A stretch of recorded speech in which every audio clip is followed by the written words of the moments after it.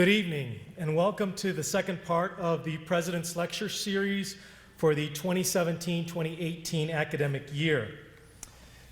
It is a pleasure to introduce accomplished filmmaker, producer, and director Joe Throckmorton to you this evening. But first, I'd like to acknowledge our partners in bringing him to the University of Montana. I would like to thank the Montana Museum of Art and Culture, its director Barbara Kustra and her staff for partnering with the President's Lecture Series and to make this event possible. The museum is currently hosting the exhibition over there, Montanans in the Great War, until December 16th, and I encourage you to visit this commemorative display and take part in the rich programming surrounding it. And you should go to the website if you want to see what that programming looks like. I would also like to thank the Tourism Improvement Business District, an organization whose generous sponsorship, along with that of Destination Missoula, made the exhibition, its catalog, and a large part of tonight's event possible.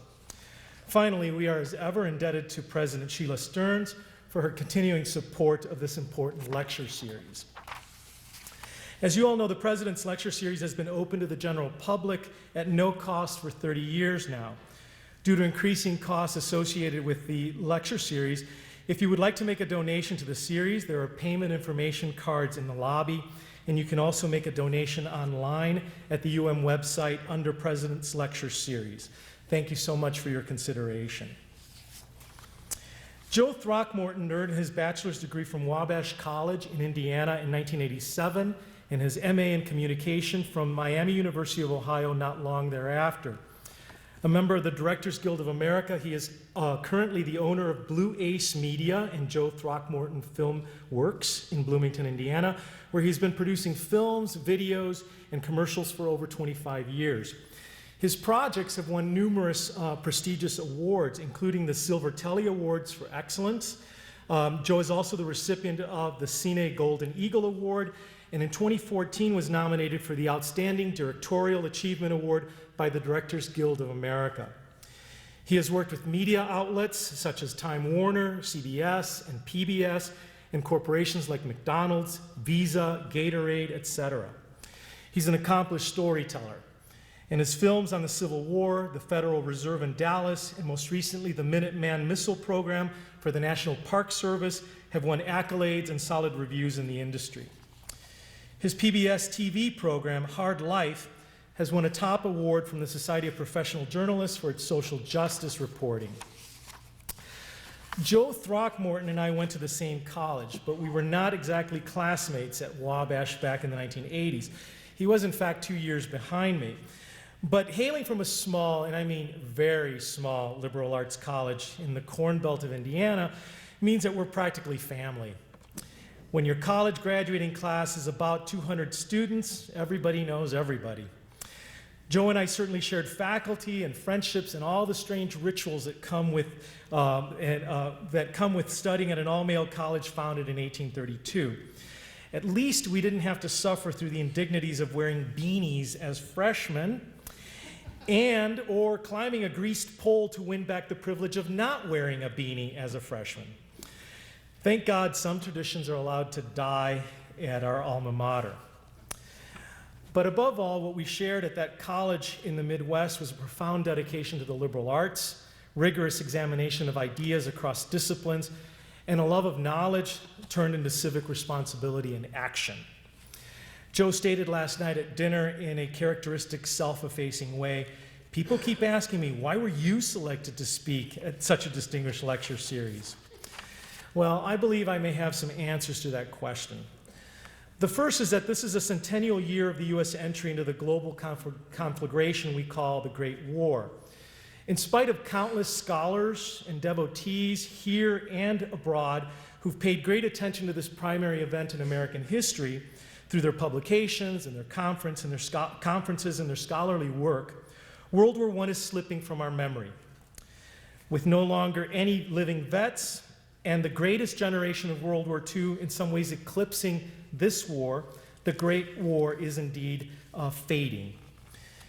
And moreover, the American public is woefully forgetful and perhaps even ignorant of the decisions, the hardships, the sacrifices that put us on the world stage as a global military power and moral force. In my opinion, since Americans don't read like they used to, and the field of journalism is in such flux, it has really fallen on innovative artists and creative individuals like Joe Throckmorton working in the dynamic field of film to relocate us in those battlefields and restoke our memory and imagination and all the significant questions surrounding these epic events that characterize the Great War. The second reason for bringing Joe to the University of Montana and introducing him to our great state is not entirely unrelated. It is essential in higher education today that we narrow the breach between theory and praxis. As an educator at Indiana University, where he lectures on the topics of contemporary film and media, Joe thrusts his undergraduates directly into film projects headed straight to the educational, commercial, and entertainment fields. His approach of exposing students to the immediacy of storytelling through filmmaking narrows the gap that exists between theory and practice. Big ideas both at the university and the so-called real world. And it's an important model for all of us. Joe's most recent film for the American Battle Monuments Commission, titled Battlefield Experience, The Meuse-Argonne Offensive, as you will soon see and hear, tells the story of the deadliest battle in American history. His genre is the experiential film, not the experimental nor documentary, but really something in between, part reenactment, part archival footage and text, and a great deal of human emotion. Throckmorton's innovative storytelling impacts both the head and the heart. Please join me in welcoming Joe Throckmorton to the University of Montana.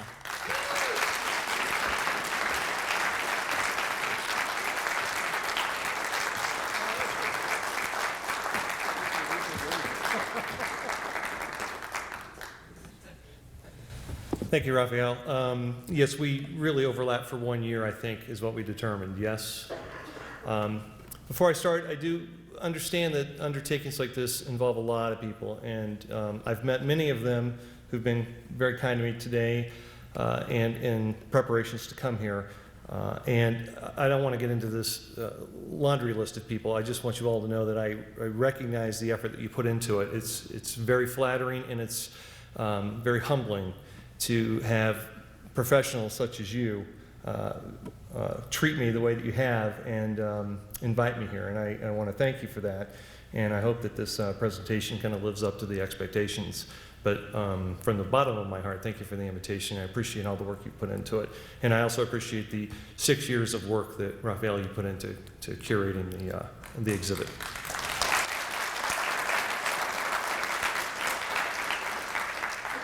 So before I start, I just want to say one thing very clearly. I am not a historian, and I don't want there to be any misperceptions about what I'm going to be talking about as being from a background of being a historian. What I am is a filmmaker, and as a filmmaker that has been trained in the liberal arts, my job is to learn about what it is that I'm trying to tell a story about and then communicate that to the best of my ability. So that's from where this talk is going to come, okay? When it comes to historical facts and figures, I want to leave that to the true experts. Now, one of the things that I do want to talk about in terms of why this is significant, and again, these numbers are as close as I can be sure of as being a non-historian, but the Meuse-Argonne battle had 26,276 people die, soldiers die. The Battle of the Bulge was 19,200 and some. The Battle of Okinawa, 12,500, and the Battle of Gettysburg, 7,800. So that gives you just a general idea of why it was termed the deadliest battle. So I just wanted to kind of get that out there at the front so that there's no misperceptions. I am a filmmaker, and the film that you will see is not a narrative film. We're going to see it at the end. It is about people that come from all over the world who come to see this at the cemetery, and it is designed to have them experience and feel what it might have been like to be one of those soldiers. So, and they're composite. They're not stories based on any one individual. So first, I'm going to break this into some different sections to kind of make it easy. I'm going to talk about planning for the war. I'm going to talk about training for the war. I'm going to talk about going to war, and then we're going to see the war as it was filmed. All right, this is a project that took about a year and a half for me from start of production to when it was finished and released. It's now installed in the Musargon Cemetery, American Cemetery in Romans-sous-Montfaucon in eastern France, and I went to see it this past summer in July, and I'll have some photos of that experience just to give you an idea of the scale and the scope of what it is. So that's what we're going to do today. First of all, I want to talk a little bit about what's the ABMC, and the ABMC is the organization that hired me. We're going to talk about what and where the Musargon American Cemetery is, and then the visits that I had to prepare for filming. So the American Battle Monuments Commission is a small independent agency of the United States government. The administrators take care of operating, maintaining these permanent U.S. military installations, these cemeteries, all around the world, both inside and outside of the United States. And as of last year, the year before, 25 sites are currently under the care of the American Battle Monuments Commission, and it was an organization that was actually begun by General Pershing from World War I. So that's the connection there. Where I was based in the work I was doing was in a little place called Romans-sous-Montfaucon, which is a really tiny village. It's 152 miles almost directly east, and it was all along, of course, the Western Front. And we did work both there, and we also were doing some work in Brussels at Flanders Field, but we weren't doing any recreations for that. It was a smaller portion of the American forces. So we used this area as kind of the jumping off point for our research in order to try to tell the story. I found this photo. I didn't take this photo, but this is a photo of a couple gents who live in Romans. But this gives you an idea of, it's a small town around a corner as you come into it, and in about 3 minutes you'll be on the other side if you're driving 40 miles an hour. It is a very small town. You'll have the opportunity to see in some of the footage kind of the scope and size of it. But this is right next to the cemetery entrance. The area that we're going to talk about was captured, we're looking at around Romans, which was this area. And it was captured by the 32nd Division. They were known as the Red Arrow Division, and it was captured on or about October 9th, 1918, so about 1 month before the end of the war. The infantry division, the Red Arrow Division, was formed from Army National Guard units, and they were from Wisconsin and they were from Michigan. The local ABMC historians that I worked with, they called this valley that the museum is in, they called it a killing zone that stretched 20 miles long. So if you essentially kind of ran one way for 10 miles, another way for 10 miles, it was part of the bloodiest area of the battle. Right there along where you see that front line, just south of the front line that's there at the top of the photograph, it was not very pretty. When they did a breakout after that and started to go towards the final line for the armistice, it wasn't nearly as bloody as it was in this area. So this is the area that I have focused on for my research and trying to become inspired for what it is we were going to show.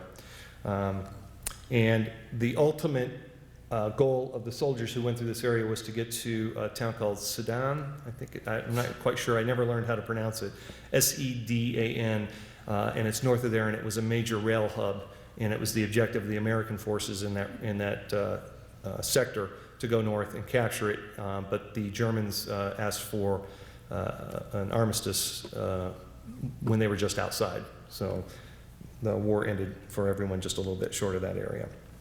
This is some video that I used for the research.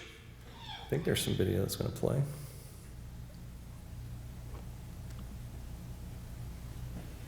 Here we go. So what you're looking at is some of my video that we were using for another film that we show on location, which was essentially it was an orientation film that talked about the cemetery itself. What you're looking at is a drone shot of overhead of the cemetery, and there are 4 plots that run across the bottom to the right and 4 plots that run across the top to the right, with over 14,000 soldiers buried there.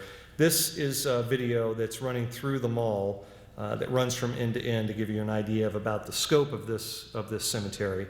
And just over to the left at the top, you can see Roman and see kind of how small that village is.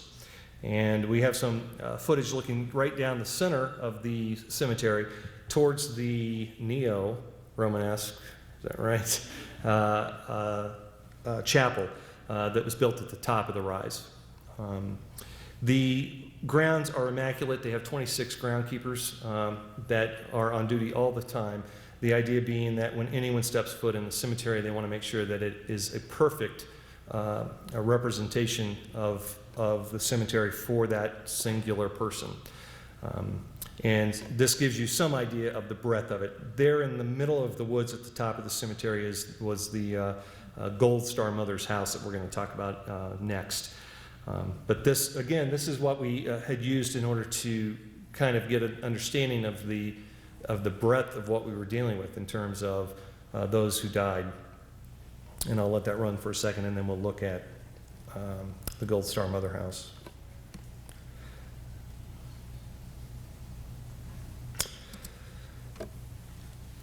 At the cemeteries, both the ones that we did in Flanders and the one that we did here, there was a house built because after the battle, they had temporary cemeteries. They decided that they would become more permanent. The decision had to be made by parents as to whether they were going to leave their son overseas or bring them home, and many people did choose to bring their sons home. And there were certainly women involved as well, but I primarily speak, in the generality of the sons. So the decision, however, was made by more than 14,000 that they were going to leave their sons there to be buried alongside their fellow soldiers, their friends, those that they fought and died with. So there was a program that was developed by the government to pay for a trip by the mother to come and see the final resting place for their son. And those mothers would get on their trip a little gold star tacked to their dress or to their coat, and they were started to be referred to as Gold Star Mothers. And they would come to these comfort houses, and this is the remnants of one of the comfort houses that was on site. And they would come and sit down with the commandant of that area, eventually turned into a superintendent. And they would talk, if they could, about what had happened to their son, where they served, if there was anything known about the event of the death. And so there was some desire to make sure that they maintained these comfort houses in some fashion so that people had an idea of the level of respect that was provided to these mothers, and try to also the level of understanding of the sacrifice that was provided by their sons. So this particular comfort house was rebuilt in its entirety and dedicated just this year. So I saw it very soon after it had been finished, and it coincided with the installation of the new films. I'm going to show you some of the interior in a little bit, but this was a very important thing for the Musée-Argonne because they're trying to get ready for 1918. They expect to have renewed interest, and they wanted to make sure that people would have a good experience when they got there in terms of being able to come and respect those that fought and died. This is some footage that I took of the French landscape. Now, this was done primarily for research. I wanted to see what it looked like. The film that I was creating was meant to not really follow any single division. It wasn't meant to follow a story. It's not about the Lats Battalion. It's not about the 32nd Division. It's about what everyone who was there as soldiers, what they may have experienced, and we try to do it in such a manner that you would feel that when you watch the film. So that's why we refer to it as experiential. It provides context to the conditions, and it provides context to the challenges of the war. So I toured the battlefields all the way through this region in order to try to gain a better understanding of the scope and the scale of what they were trying to do. Because if I'm going to recreate a film, I would like it to actually be done in a manner that's on ground, that looks like the ground that the soldiers fought over. So what you see here, for an example, is a tree line that was actually one of the fields that the American soldiers came out onto and met machine gun fire for the first time when they came through the Argonne Forest in that particular offensive.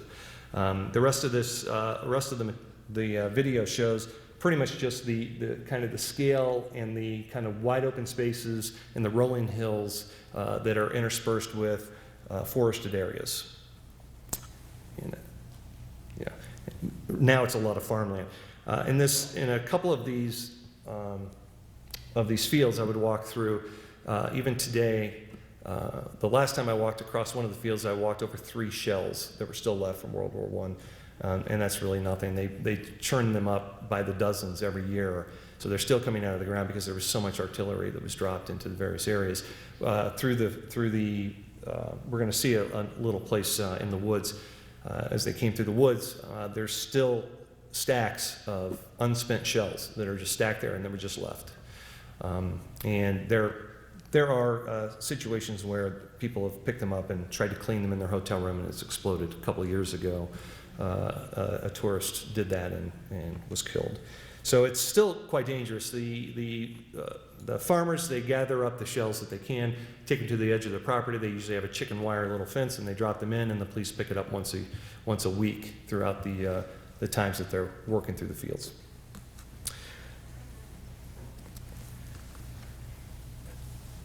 This is a schematic of the site of what was once a village. The village was called Vauquois, and Vauquois is on a butte. This representation there at the top on the left, you'll see the church, and that area of the church we're going to see in a minute. And the church nor the ground that it stands on exists any longer. It's not there. Those shafts that you see underneath is once they were done shelling and destroying the buildings from the top, then they began to tunnel underneath, and they would pack it with explosives and they would explode it. And now you'll see in the footage I'm going to show you in a moment what's left of what was once a village. Just a side note about this particular village. The French had said not to rebuild this village. They said this was destroyed, leave it. But there was a major officer of the French army who was from that town, and he insisted that it be rebuilt. So they came down to the bottom of the hill and they rebuilt the village there. So the village still exists, but not where it was. So what I want to show you here is the footage. This is what's left of the town. You'll see to the right and to the left of where essentially the topography used to be, and every hole, including right there where the church was, right here to your right was the church, and the rest of the village all through there is now gone, and there's nothing left but incredibly deep craters, and they were not caused by overhead artillery, they were caused by underground explosions. And this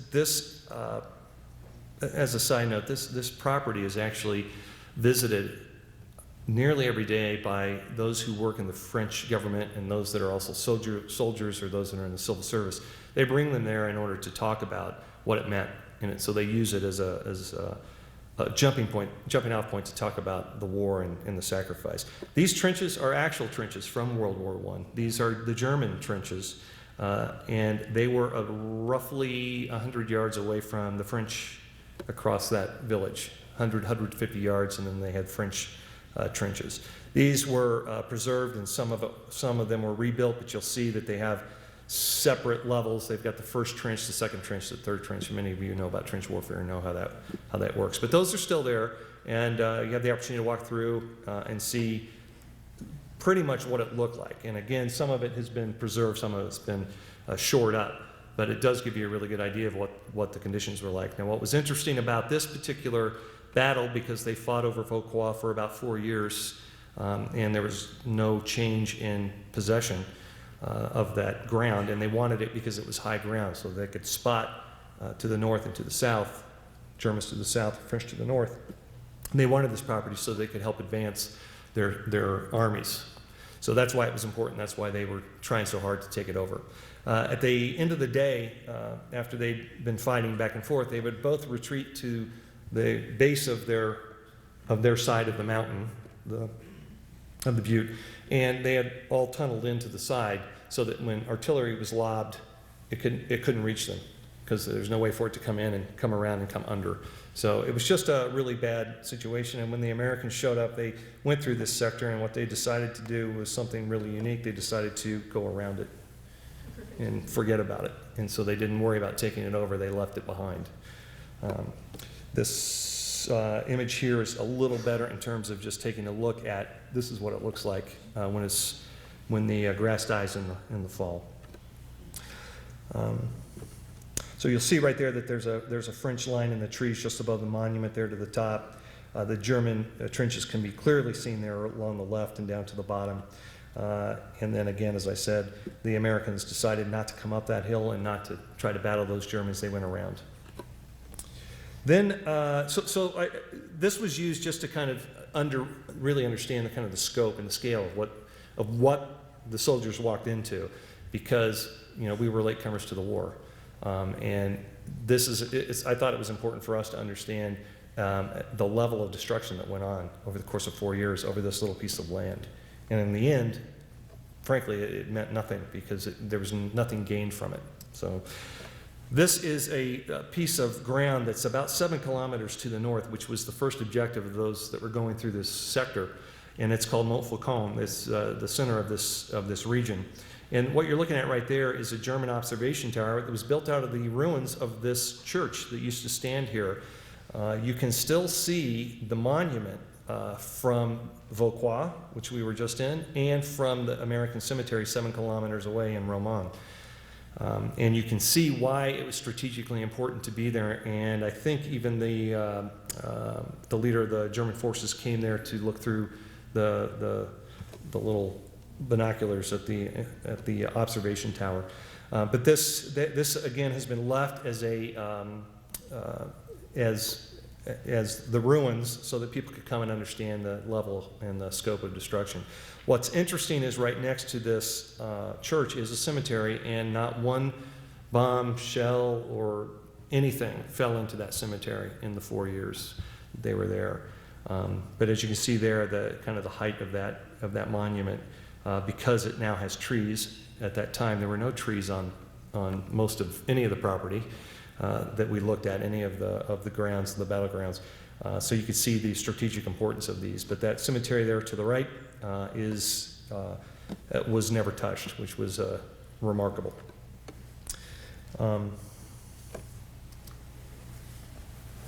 We have I'm going to show you a picture before I show you the video. This is Molincourt.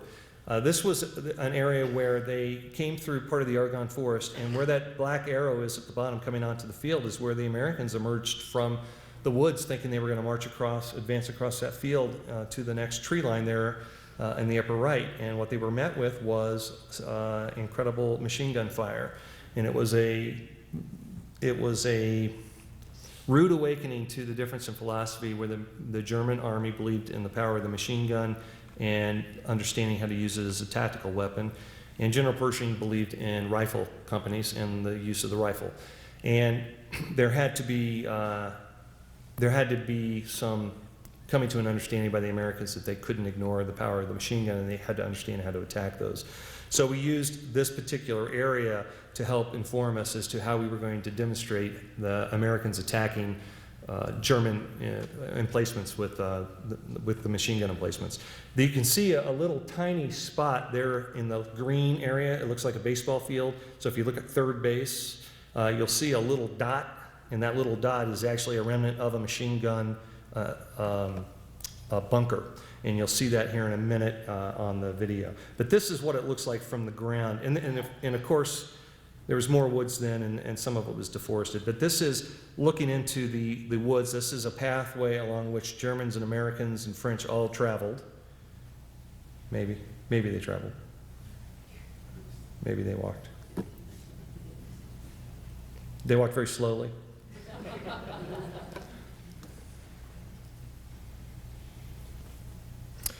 So these pathways that are still here, many, if not all, are actual remnants of some of the supply pathways. There to the right is a supply pathway that was going off into the woods. This is the canopy that covers the area at which they came out. There on the bottom right, you'll see the exit area where they came through. This has actually been maintained for this particular area because of its significance, to the French. And they would come through this area much in this manner here, and out onto the field not knowing actually what to expect, and this is when they would come into the machine gun fire. And they eventually learned they were going to move down the tree lines and trenches, and that's where a lot of the shells were that we found. This is the last field that I walked across when I was doing my scouts of the area, and this was the field that I walked across 3 shells on my way to the machine gun nest that was built there, and we're going to zoom into that here in just a second.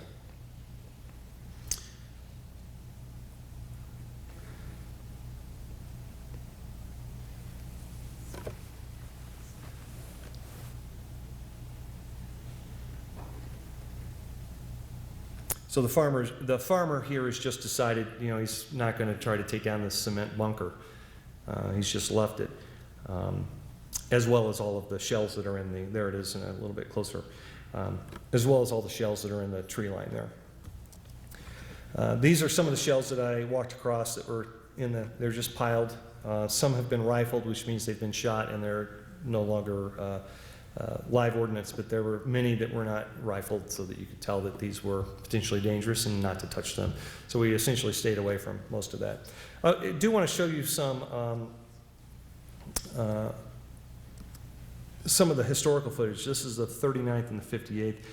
I looked through a lot of this archival footage to see. Now, most of this was done afterwards. This was not really combat footage, not like we have come to understand it with World War II, Korea, or with Vietnam. This would typically be done in the months or within a year or so after a battle. They would go back to the actual location and they would reconstruct it, and they were doing that for training purposes. So, for example, here we're seeing how they would use smoke. They would lay down smoke and they would cut the wire, and they would advance through that cut in the wire, and how the various teams would move through from shell hole to shell hole as they advanced across the open fields. So a lot of this was in particular, as they would run through, we tried to recreate that look and that feel in our experiential film.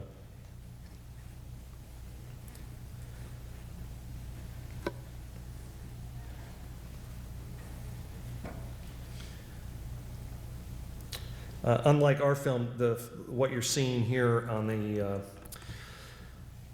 with the explosions, those were live shells. Now here is a gas attack that they reenacted on film, and we used that again to inform a scene we did.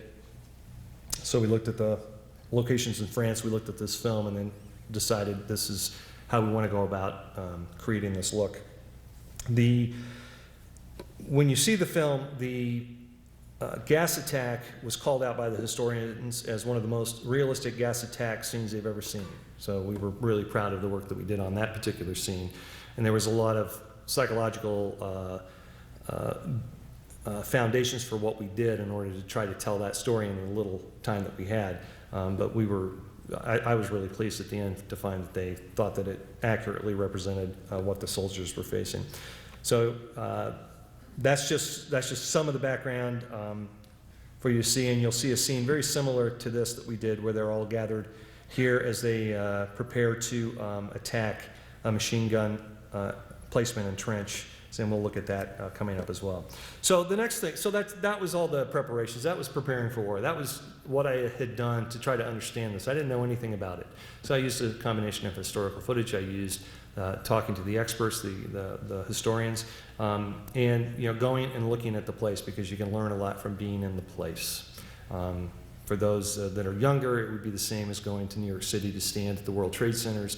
You learn more than by just looking at it on TV or reading about it. Being in that place, there tends to have a feeling and an effect that will kind of help you understand what it is you're trying to convey later on when you're trying to recreate that. So financially, we had a decision about whether we were going to shoot in France or whether we were going to shoot in the United States for the reenactments. And I talked very seriously with my French, they're called fixers because they fix things for you. I needed something, and he made it happen. So I talked to my fixer, and we talked at length about bringing in soldiers and bringing in material and recreating actually on the battlefields there in France, but we decided that financially we could not really afford to do that. It was beyond our means, so we had to have some sacrifices. And so what we needed to do was we needed to find a way to recreate the look and the feel of France, but we needed to find it in the United States, and remarkably we found it in Pennsylvania. So what we did is we went to this very small town north of Gettysburg, and in the middle of the state, and it is part of the Great War Association, and I believe it was his grandfather had served in the war, and they had built this area for reenactments, and they would use it year-round. It's been used in many films as well, and it was done as a tribute to the grandfather. And we went and took a look at this and saw both the scale was what we needed, which was very large, and also the topography was very similar to what we saw in France. So we were thrilled about being able to try to accurately represent what the soldiers were up against. And I was looking for 4 large battle sequences I needed to film, and one of those was trench warfare, and they had a whole series of trenches there for us. I was also looking for, I think, an idea in the Army called open mobile warfare, which was this idea of moving rapidly across the ground and not worrying so much about securing areas, but moving forward and pushing the Germans back. And this was a scene that you'll see where we did an open mobile warfare using Pershing strategy of staying out of the trenches and moving forward and attacking and placements and moving forward. We also did some fighting in the forest, which obviously, you're in the Argonne forest, and they did a lot of that. And we wanted to accurately, again, represent how the soldiers moved through that, how they prepared to exit out onto a battlefield, and those types of things. So we were looking for that, which they had. We were also looking for a way to do the gas attack. And so this was the area that we picked because it was a massive crater that had been exploded with the guys that did their reenactments there. Now, you can do all of the research you want, you can do you can find all the locations you want, but what it really comes down to is you need soldiers. And we were really, really lucky. I was very lucky because the project was being done by a government agency, the ABMC. To have access to any soldier serving as part of the Old Guard at Fort Myer in Virginia is what we were given in order to do this. It's the oldest active duty infantry in the Army. It dates back to 1784. They currently, since World War II, the Old Guard served as the official Army honor guard, primarily at Arlington, and they're the escort to the president when the president travels. All of them that we had were frontline soldiers and saw frontline action in Afghanistan and Iraq. And this is somewhat of a reward to them for their service, is to become a member of the Old Guard. And it's a very distinguished position to get. So many of these kids had seen some really, really rough times, and they were incredible soldiers. And they volunteered to do this on their leave. They did it for, I kind of joke about this, they did it for food money and drinking money. So we gave them enough money to buy some beer at the end of the day and a hotel room and food money. But they really did it, from what I gathered, they did it because they really felt that it was important to understand what those who came before them experienced, and they wanted to learn it. And they freely admitted that they knew a lot about Vietnam, they knew a lot about Korea, they knew a lot about World War II, but they had no idea what the soldiers had experienced in World War I. So they were as interested in doing it to learn as we were into making it so others could learn. And these guys, they were incredible, and the film would never have happened without them. And so what we did is we met up at Fort Myer on 2 separate occasions, and we did training. And this is a training exercise to show what it would look like for trench warfare. So we laid out on the ground tape, so it represented how they would come in, and the gentleman you saw there waving his arm was the major of this particular regiment, it was actually a smaller group. And he was showing them how to go through and do the trench warfare, how they attacked in a trench. And what was surprising in our exercises and in our rehearsals and in our practice was that it was not unlike what they'd experienced in Iraq and Afghanistan in clearing houses in the small villages. They used many of the same techniques. So what was great about it is what you see in the film, where they're clearing a trench, they're calling upon their expertise and their experience of having done it themselves in actual combat. And that's why they felt that the recreations looked as good as they did, because we were using real active soldiers. We came another week and did how to come across an open field, and you'll see how they advanced through a cut barbed wire fence area and get into advance into line so that they could attack. Now, this is the planning. It never worked that way, even for the troops when they were out on the battlefield. Everything always falls apart or changes. But this does show you how they were getting ready to go out and do this. So we worked to practice this, so when we got on location, we didn't have to do anything other than say, let's do this scene.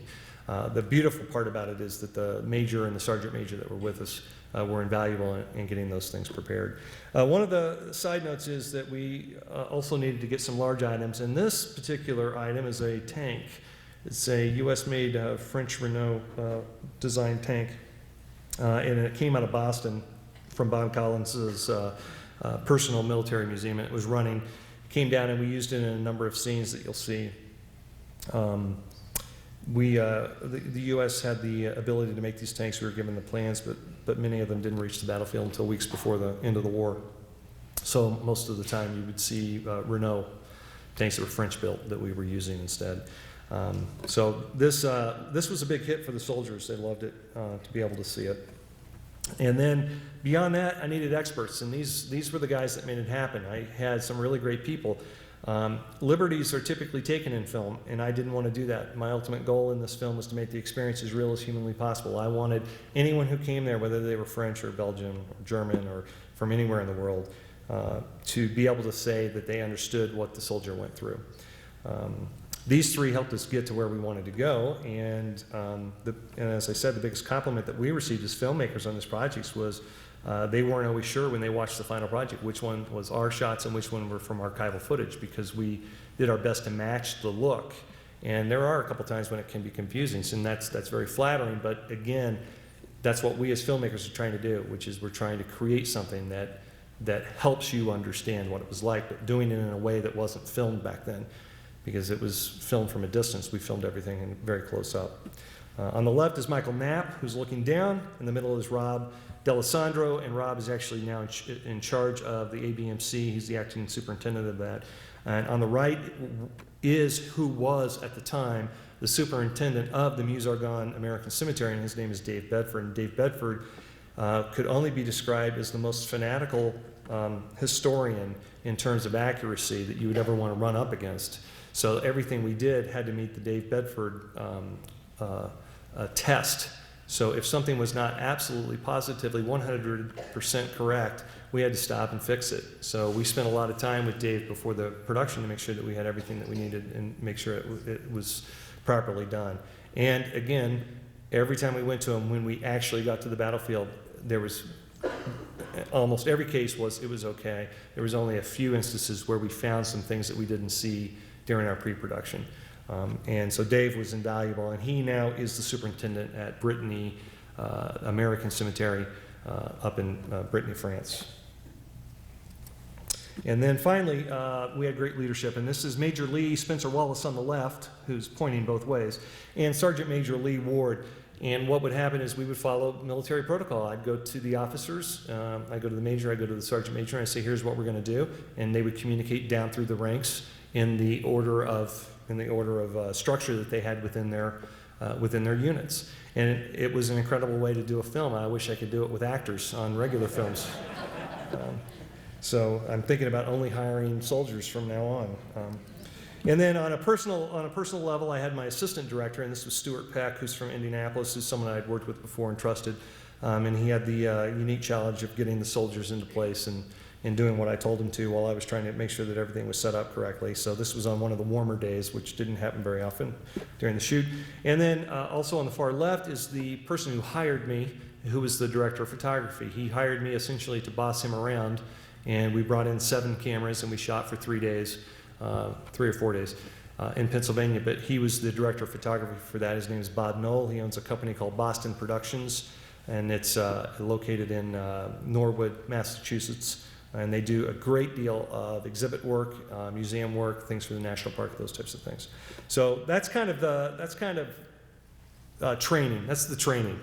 Now, going to war, what I'm going to do is I'm going to start this. It's going to run through these slides. So we went off to Pennsylvania, and these are all timed out. And you can see here's some of the trench work that we were doing. We did not focus on the Germans, though we showed the Germans. We focused primarily on the Americans. You can see, I'm trying to show you also some of the scale of the production where people are in the trenches with them, and this is setting up for the gas attack. This is a little bit closer shot of the gas attack, and here's the gentleman trying to get out of the gas. We did some fighting in the forest sequences.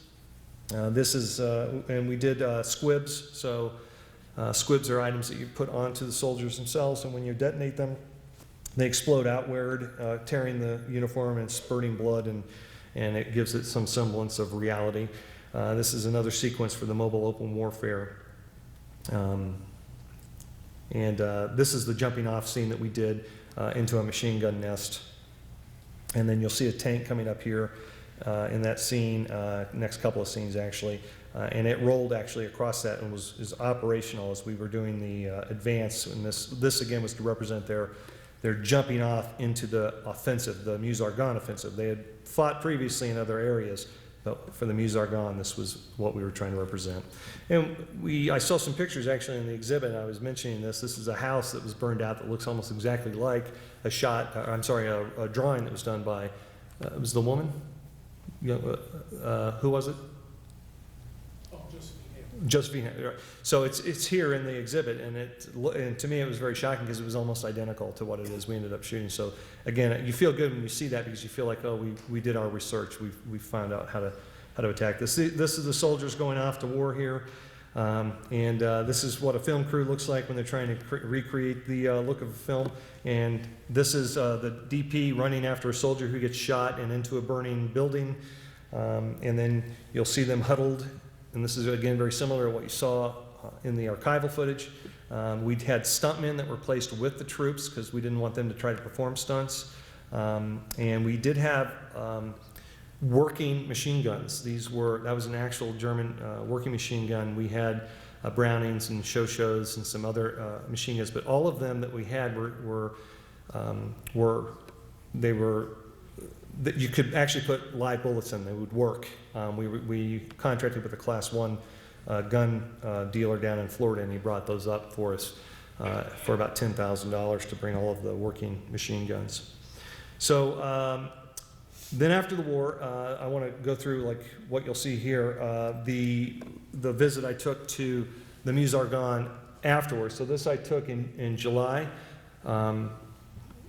I'll be honest, one of the reasons I was over there was to go to an ELO concert in England. Surprisingly, it was an odd connection, so we did that, and then we came down to see the cemetery. My spouse went with me, and she was interested to see it. She wanted to see it, and it was going to be probably one of the only chances we'd have to see that. So here we are looking out over the cemetery, and this is the house. But when you would go into the house, this actually looks very, very close to what some of the pictures from the 1920s look like. They had chairs that were in almost an identical position. The staircase was there. That fireplace was working, was there. Not the sign-in book that's in front of us or anything. But this was held as close as possible to what a Gold Star mother would have seen when they walked in. Not the couch, but the two chairs. Then one side of the facility had been gutted and turned into a walk-through exhibit where you would walk through and it would be interpretation panels there for you, interpretive panels. This was another piece that I had done for elsewhere in the exhibit that showed the cemetery and how it came to be, and it showed a lot more historical footage and it showed current footage. And these two youngsters were French, and so they punched the little French button and listened to the narration in French. This again just kind of shows you the scale, the scope of what they were doing. It was not a large space. but you'll see the interpretive panels. There's my, my spouse, and we took a couple pictures again to try to give some scope. The gentleman that hired me actually has not been there since it's been open, so he wanted to see what it looked like. So we took some pictures to give him an idea about the lighting and things like that, and just so you could see. But they didn't end with just panels. What they had done is they'd taken the ceiling out of the ceiling from the first floor out of the building, so they could install various devices like wind machines and the 3 projectors and some lighting so that they could help the film as it played. So these are placed across the top where there once was a ceiling and a floor. It's now multimedia equipment. And then you can see there to the left the actual screen for the widescreen version that shows there. And then, of course, they have various artifacts. And this picture helps show you the scale of what you're looking at. We're not going to look at the widescreen version. It's very difficult, really, to watch on a smaller screen. So what we're going to look at tonight is going to be the flat screen version that's designed for standard view HD aspect ratio. So there's that, and then I just put that in for gratuitous effect because that's my lovely better half, who she was very kind because she she went along and let me talk incessantly about what we did here and what we did there, and she acted like she was interested. So, and I appreciate the fact that she had suggested to go because I don't think I would have gone back. It seemed, I typically never see the things that I do, like how they end up looking in those cases. Like I haven't been back to the Minuteman project. I haven't gone to Conner Prairie to see, in Indiana to see the Civil War piece I did. The only piece I've ever gone to was the 360-degree film that we did in Kenosha, Wisconsin on the Civil War. And I did that mainly because I wanted to meet Bill Moyer. So at any rate, during the production, there was something that was really interesting that I learned. Okay, first is I got this in the middle of our production, which was a story that was written for a local newspaper that shows that the first soldier who died in action in World War I was one of 3 soldiers. He was the first of the 3 that were killed, and he was from Evansville, Indiana, which is about 2.5 hours from where I currently live. So I thought, that's really interesting. For me, that there's that kind of connection. Just like you're talking here about the connection with Montana and Montana in the war, when I read this, it kind of hit home. It was very bizarre to me to realize that that's a significant act, that happened, and it is somehow related to someone who was living 2.5 hours from us in our state. His name was James Bethel Gresham. He was from Evansville. He served in the 1st Division, the 16th Infantry. And he was reportedly the first that was killed in hand-to-hand combat. And he was killed with 2 others. 7 others were wounded, and that was the first offensive action that American soldiers were involved in. Now, it became even more personal when I found out that in the cemetery is a relative. So you'll see here at the end, same last name, John Throckmorton. He's from Nebraska. If you look closely, you'll see he died the day after the armistice was signed. So he died the following day. Now, what's difficult about these types of things is I was unable to find, even at the cemetery with the historical artifacts that they have there, meaning the after-action reports and those types of things, I was unable to find out really any information at all about what caused his death. It could have been influenza. It could have been a lot of things. It could have been an accident. But what was significant to me was here was a guy with my name, and frankly, with a name like Throckmorton, you don't really have a lot of us. So somehow he's related, and he was from a branch of our family that had moved to the west, and he was from Nebraska and joined up, and he was, like I said, in the 32nd Division, which was the division that took this very land that he's now buried in.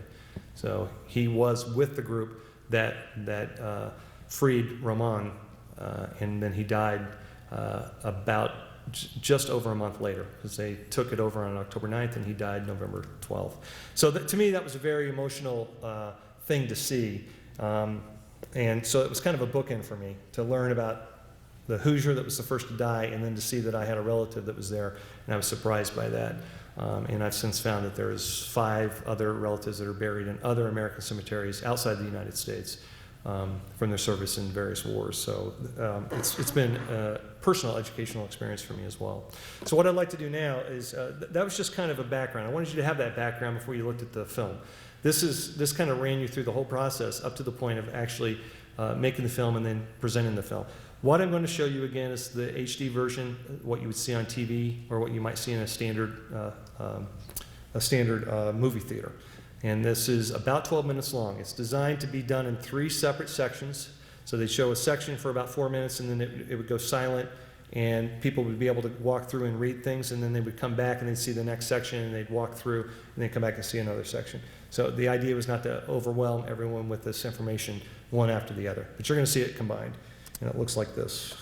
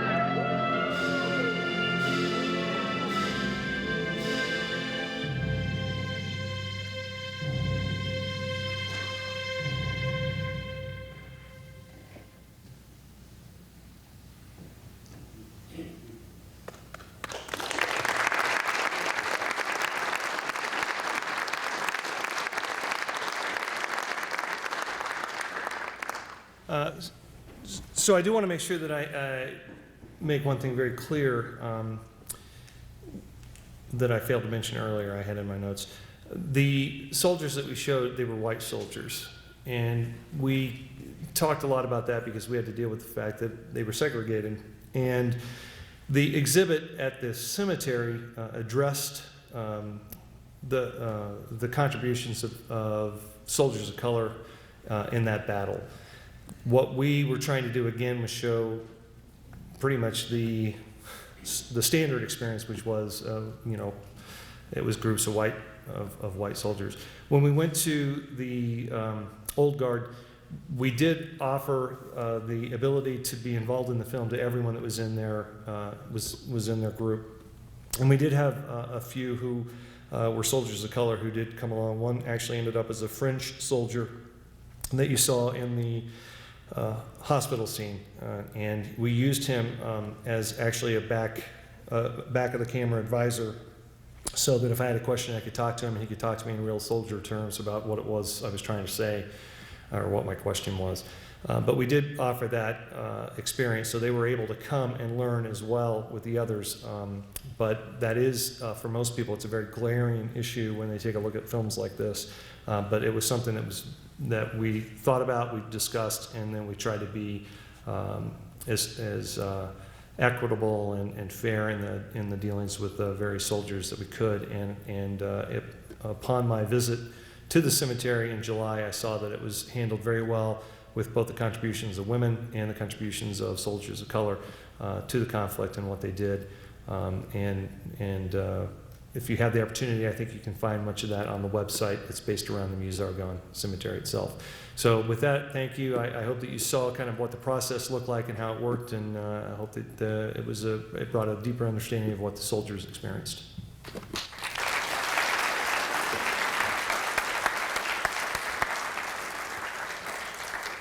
Thank you, Joe. That was quite moving. Joe Throckmorton is willing to take a few questions. We'll have two stands here. You'll notice there's a microphone here on the left and one over on my right. If you'd like to ask a question, please be brief, and please give us your name and stick to the point rather than ask a question rather than give an editorial. So we would ask that you do that. And also, if you are not able to come down to the mics, just raise your hand and an attendant will come by with a microphone for you. And with that, he's going to leave me here all by myself. Thanks, Raphael. Where do we start? Here? Yes? Yeah, my question is, my name is Keith Kelly, Vietnam era veteran. My question is, if I understood it right, all those shells that are sitting out there and in parts of the Argonne Forest, did I understand you say that there are still kind of loaded ones out there, and with all the United Nations efforts on booby traps and things, are those still active, live, possible shells sitting around the countryside out there? Yes. The quick and direct answer is yes. Even if a shell had been rifled and it was unexploded, rifling meaning that they put bands on the shells that they would shoot, and you would see in these bands, and the ones I showed you, they were white bands. You would see a rifling effect on a striation on it that said that it's been fired through some form of a barrel of some form. But those, whether they exploded or not, if they had exploded, obviously they were not of danger. But no, as I said, I was told 3 or 4 stories when I got there of ordnance that had exploded just the year before I got there from those very fields that we were walking through. And so it's interesting because much of it in the forest in particular is just left there. And I went up and took a picture of it. But if I had gone up to try to pick one up, my French fixer would have probably tackled me because he didn't want to die, because it's stupid. And I think a lot of that it's just kind of the culture that's there now, which is they just leave it. They don't need that area for anything. It's in woods. It is possible that it could explode at any time. But more likely it's going to explode if it's being handled, cleaned. In one case, the one that I told you about tonight, someone actually took it and started to clean it, and exploded in their hotel room and killed them. But they do have they do have these accidents that go on, and it is because these shells are laying about. And it's very disturbing, but again, part of the legacy of World War I was the amount of shells that were dropped in those 4 years. It's an ungodly amount of artillery that was dropped, and stuff is coming up out of the ground all the time, So it's a testament to, we think that we can clean a battlefield. Well, that's a battlefield that's been farmed for 80 years, and they're still finding shells in it. So the quick answer is yes, it's still there. Joe, if we want to see the film again, how do we go about seeing it? My understanding is you have to fly to France. Certainly one way is to go to the cemetery, and I would encourage you, if you do travel overseas, I'll answer your question in a second, but if you do travel overseas, there are some hidden gems in terms of learning about kind of our history and what we've done overseas, and this was certainly an eye-opening experience for me. So I would encourage you to go to Reims, which is a lovely little town in eastern France, and then decide to get in a car and drive another hour and a half out into the countryside and go see the Meuse-Argonne American Cemetery and take a look there. However, my understanding is there are two places. One is through the ABMC website. I believe they have some links. However, the film I do know is posted on YouTube by the ABMC. So you can go to YouTube and type in ABMC, Meuse-Argonne Offensive, and then you'll find it. And that would be this version.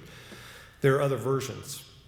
In fact, our first cut was about 45 or 50 minutes long.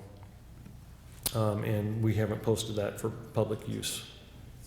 So, yeah. I don't need a mic. I'll repeat the question. Okay, go ahead. I have two short questions. But the shot where you show those casings, since we're in Montana, a lot of the copper came from Butte. And there was a strike in 1916 that George Pershing occurred. But my question is, I'm sure you have seen a lot of fiction movies about First World War. First question, you must have seen The Lost Battalion, which is about the Meuse-Argonne battle, when the battalion was supposedly cut from American lines. It's a 2001 movie, given by Mercalli, I don't know if you saw it. My second question, since there was a lot of senseless slaughter, there were a lot of movies about the horror of First World War, like Path of Glory, Johnny Gunston, etc. After the Meuse-Argonne battle, were there lots of feelings in America against this senseless slaughter? Was there, of course it was the end of the war, it was very short for America, but was there a reaction against this slaughter? Unfortunately, I don't have the answer to that. Not being a historian, and that was not something that I really delved into in my preparation. So I can't answer that with any certainty. In terms of your first question about watching other movies, I purposely watched no other World War I movies because I did not want to redo something based on what I had seen. What I instead wanted to do was interpret what the advisors showed me on the battlefield, what I could see from archival footage, which was the Army's representation of what took place, and my desire to combine the idea of combat photography from Vietnam and from World War II into a more personal imagery of what the soldier was going through. And by that I mean you saw some of the archival footage, and the archival footage was very distant from the soldiers. Either very wide shots of large movements, or even in the trenches, they were from a distance. And one of the things that we were trying to do in this film, what I was trying to do, was make sure that it was a personal level, that you were looking in the eyes of the soldiers, or that you were seeing what they saw over their shoulders, and see it in a way that looked like you were actually on the battlefield and capturing it. So I purposely didn't watch that because I did not want to be influenced by that. You're talking about the Ricky Schroeder film, I believe, in the 2000s. But I didn't want to see those films before. I'd seen little bits and pieces, obviously, but I've never sat and watched the films, but I didn't want to revisit that and say, hey, I'm going to look at this and try to let that inform me, because I wanted to actually be listening to the advisors and the historical text. So the other one, I will leave the other answer to come from historians who know a little bit more about what was going on at the time. I mean, we certainly saw information about what was going on and how it was being dealt with back home during the war, but I can't really answer some of those discussions about, what the overall mentality and thoughts and feelings were of the Americans. I'm sure it's just as diversified as it is now about the conflicts we're involved in. It's just as complicated. Any other questions? Yes? Yes, sir. Joe, you have done work on different battles or different wars in U.S. history. So, and you're really focused on capturing this sort of psychological view of the person in the war. What would you say is unique about this World War I experience psychologically in terms of what you were trying to capture subjectively compared to like Civil War or other war scenes that you've depicted? Well, Civil War was obviously, on the soil, and it was brother versus brother, and that type of mentality I think we all understand. The combatants were of the mind that we understand because they were us. To me, what was most interesting is this was, despite the Mexican, Spanish-American War, the battles in Mexico, or the battles, the 1812, any of that. If you take that out of the mix, it was really our first foray into a real foreign modern war. It's no longer like the old days, Napoleonic warfare. So what was interesting is that we did hear a lot of stories of how men were very anxious to go. Many of them were very anxious to go because they wanted to see this great adventure. It was very similar to what we found when people left to fight in the Civil War. But it was coupled with this idea of we were very isolated at that point from the world. And many of these units that were formed around they were centrally formed, state of Montana, or from New York or Philadelphia or whatever, and they were being shipped overseas to fight for some people that they had no idea who they were.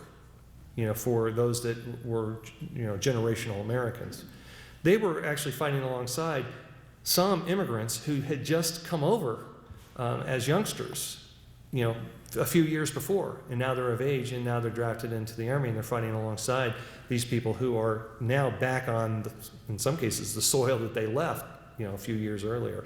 It was just a different experience for them that was more unlike World War II, where I think that there was, while we were still somewhat isolated, I think there was no longer this naivete that may have existed a little bit more in World War I. Now, again, I can't speak to I can't speak with any authority to this. I can only tell you that part of what we were dealing with was the fact that these kids were coming from the cornfields of Nebraska, and they had no idea where France was. As a matter of fact, the story I tell is about, this is where we got the term French fries. We got the term French fries from soldiers who didn't know they were in Belgium. They were eating fried potatoes in Belgium, and they kept writing home saying, the French here cook these potatoes in this fried fashion, and they're wonderful, and so we started calling them French fries, and they were developed in Belgium, and the Belgians hate the fact that they're, to this day, that they're known as French fries. But to me, that's very telling. It's telling because they had no idea where they were going. And I think that's what made the decision even more difficult for mothers to say we're going to leave our sons there. Because these are lands that some of them, they had no idea, like you're talking about, the word Belgium, they probably didn't know. So it's I don't know if that adequately answers it, but I do think that it's, again, it's just as complicated as any other warfare, but it was a different time. We were isolated. These guys came out of the cornfields. They wanted to see adventure. They found it very quickly. But I think that they were also quite lucky in that they weren't there 4 years fighting like the French and the British and the Belgians and the Germans. I mean, there was just as much death and destruction on the German side as anywhere else. So it was definitely a two-way street in terms of, in those terms. So, yes? The soldiers that you had doing the acting, you said they had all seen previous action before. What was the experience of making this film like for them? To experience not only this intimate hand-to-hand combat, but also to have to kind of relive those moments. Well, what I observed, which I can speak with some confidence, is what I observed is that they actually treated this 4 or 5 days of going to war in the same kind of hearty camaraderie is that they conveyed that they had while they were in active service. I mean, you could see this genuine affection between the soldiers and how they talked to each other and how they behaved and how they ribbed each other very good-naturedly and those types of things. So I think in terms of the experience, it was an opportunity to revisit that kind of idea, that kind of feeling of what it was like to be at the front. And some soldiers that you talk with, and again, I was never in the military, so I can't speak with any certainty on this, but there's certainly stories that I've read where soldiers missed that level of nearness to death, or that level of camaraderie, that level of understanding who they are and knowing whether they can perform their duty under duress, those types of things. And what I was observing was that they actually used this it was a non-lethal environment, but to me, it looked an awful lot like what I had heard it was like to be a member of units like this overseas. So I saw that as an opportunity, but they also they just got a gas out of learning about this other stuff that they didn't have to deal with necessarily. I mean, they still have issues of gas and things like that, but they just seem to really enjoy learning the experience and actually being able to do it. And one of the things that's kind of derogatory about this whole thing is when we went out to look at the battlefield, there were reenactors there, and they were walking around and they were all wearing their regimental uniforms, and all the commanders were walking around and pointing at things, and me and my assistant director, Stuart, were standing back there looking at, we were there just to inspect the field, and they just happened to be there, and you hear them saying, now, we're gonna let the 3rd Corps play over there, and then the Germans are gonna play over there, and they kept saying play and play and play, and I thought, I turned, because we also had the advisors there, the historical advisors, and I said, that's just is a really bizarre language to me, to talk about playing war. It was like 7-year-old kids who were running out to play. And so a part of me is really happy about the fact that we did not use reenactors, because I don't like that. It diminishes what it was we were trying to do. And I think that the soldiers really understood what they were trying to do, which is they know that for the next 25 years that film's going to play, and they know for the next 25 years they did a job to help communicate what it was like to be a soldier in World War I. So, I mean, that's it's a long answer, kind of went in a couple different directions, but I think that kind of addressed some of your question. So, anyone else? Thank you, Joe. All right. Let's thank Joe for